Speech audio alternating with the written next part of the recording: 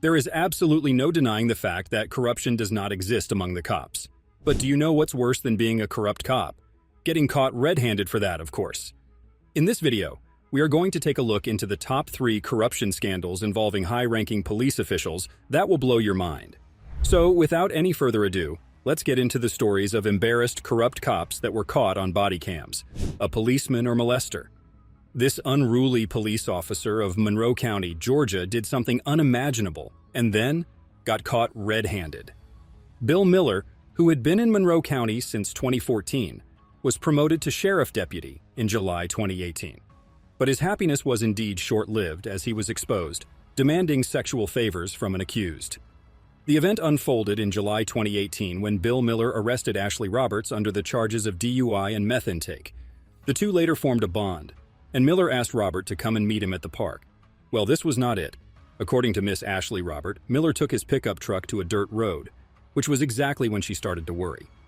Well, it was a good thing that she turned on the voice recorder of her phone in a concealed manner. So, what's next? The whole career of Bill Miller came crashing down after the audio was leaked to the police department.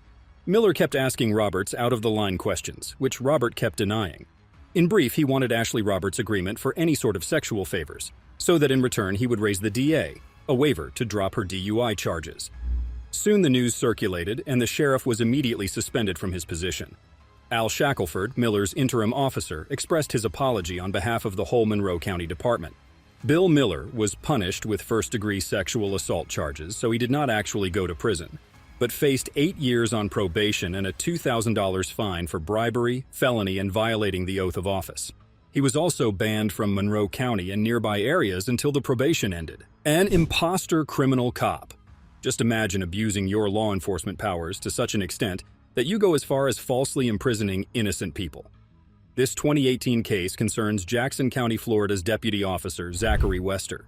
The protector of civil rights, Wester, was found guilty of planting drugs in innocent people's belongings and falsely framing them for possessing drugs. Wester had a committed pattern indeed. He would stop the car bypassers in his checkpost and demand for a quick investigation. As soon as the victims left, Wester planted drugs inside their vehicles in a concealed way, only to charge them guilty of possessing those substances. Wester joined the police department back in 2016 and has been conning several innocent souls since.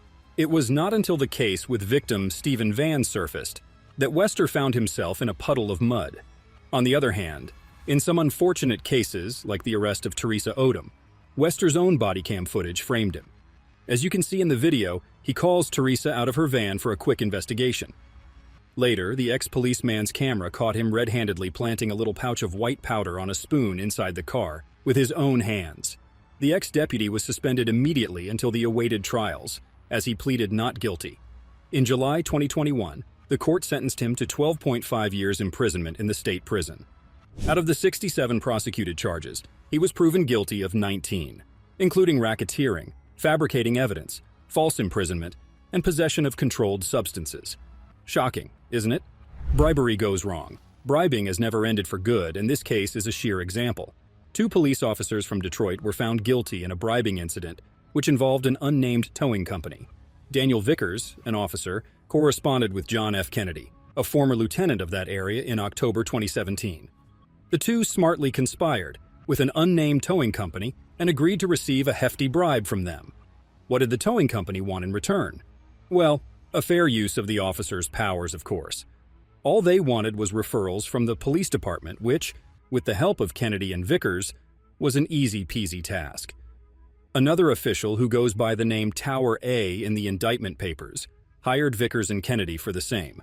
In return, they were promised heaps and heaps of money. As per reports, Vickers made about $3,400, while Kennedy banked $14,950 as a bribe. They even accepted bribes in the form of gifts, cars, and even new carpentry at Vickers' house. Well, the officers knew very well what they were getting into and were busted soon. Oh, by the way, Vicker pleaded guilty and was sentenced to 27 months in prison this year, in February, which is the longest punishment in terms of a corruption charge, while Kennedy still awaits his hearing. Shocking how the civil rights protectors are the ones disrespecting the laws, isn't it? Should our safety guardians be allowed to corrupt their powers?